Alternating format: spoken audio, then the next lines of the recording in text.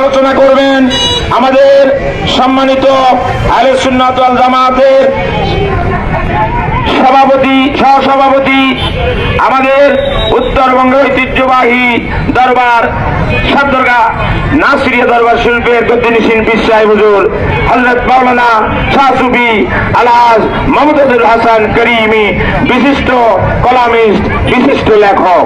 এখন আলোচনা করবেন মুমতাজুল হাসান করিমি। নারায়ে তাকবীর। মুমতাজুল হাসান করিমের আগমন আহলে সুন্নাতুল জামাতের পক্ষ থেকে আলোচনা করবেন বিশ্বাস গদ্দিনিসীন পীর সাহেব সাতদরগা নাসিরিয়া দরবার শরীফ বলিপুর। নাহমাদুহু ওয়া নুসাল্লি আলা রাসূলিল কারীম, আম্মা বাদ। আউযু বিল্লাহি মিনাশ শাইতানির রাজীম, বিসমিল্লাহির রহমানির রহিম। قد جاءكم نور وكتاب مبين। উপস্থিত কুড়িগ্রাম জেলাবাসী, সকল স্তরের মুসলমান দিনদার ভাইদেরকে আমি আন্তরিক সালাম জানাচ্ছি। আসসালামু আলাইকুম ওয়া রাহমাতুল্লাহি ওয়া বারাকাতুহু।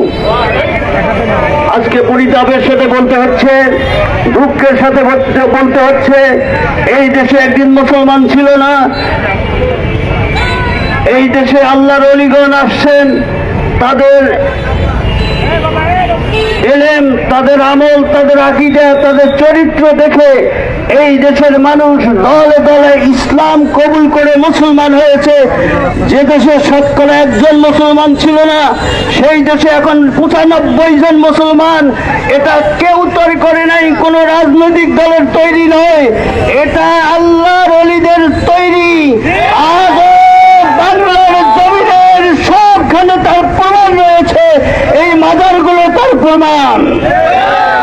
আর যারা এই মুসলমানদের তমিল নিয়ে রাজনীতি করতে চায়, রাজনীতির ব্যবসা করতে চায়, ফ্ল্যাগওয়ালা গাড়িতে ঘুরতে চায়, পুলিশওয়ালা গাড়িতে ঘুরতে চায়, বঙ্গভবনে দখল করতে চায়, তাদেরকে বলি আল্লাহর ওলিদেরকে বাদ দিয়ে কোনোদিন কারো এই দুঃস্বপ্নে থাকবে, সফল হবে না কোনোদিন। যদি বাঁচতে চান, যদি সফলতা অর্জন করতে চান, আপনারা আল্লাহর ওলিদের কাছে আসুন। কারণ রাষ্ট্র ইসলামী হোক, এটা সব মুসলমানই চায়, আমরাও চাই।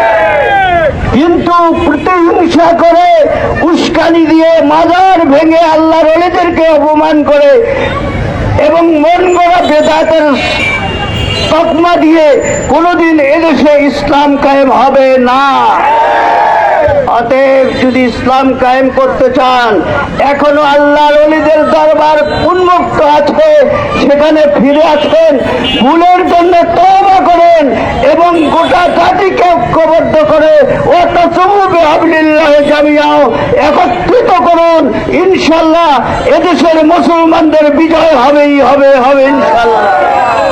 আসসালামু আলাইকুম ওয়া রাহমাতুল্লাহি ওয়া বারাকাতুহু।